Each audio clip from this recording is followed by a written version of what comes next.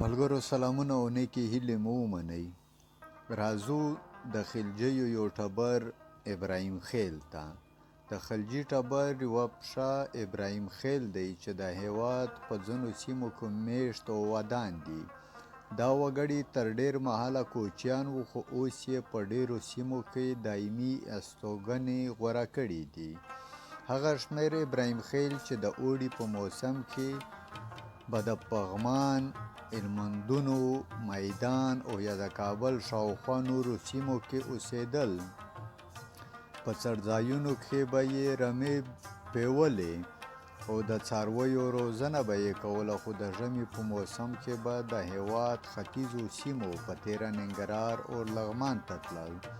هسې خو ډېر اریایي قومونه او توکمونه کوچیان وو چې د موسم په بدلون به له یو ځایه بل ځای ته کوچېدل. اوس ابراهیم خیل د ننګرهار په کامې او د لغمان په غونډۍ د زیارت، مندروړ او له دې سربیره خال خال د دغو ولایتونو نورو ځایو کې په دایمي توګه استوګن دي.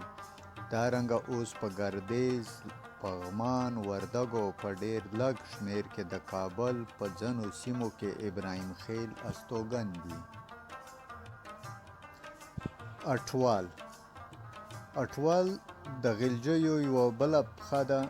د غلجي ټبر یوه بله پښه اټوال دي چې په اندړو ګډیږي او ډېر شمېر په غزني، پکتیا او زابل کې استوګن دي. اټوال هم لکه د ځینو نورو پښتنو په څېر هغه کوچیان وو چې د موسم په بدلون به یې له یو ځایه بل ځای ته تګ او راتګ کاوه.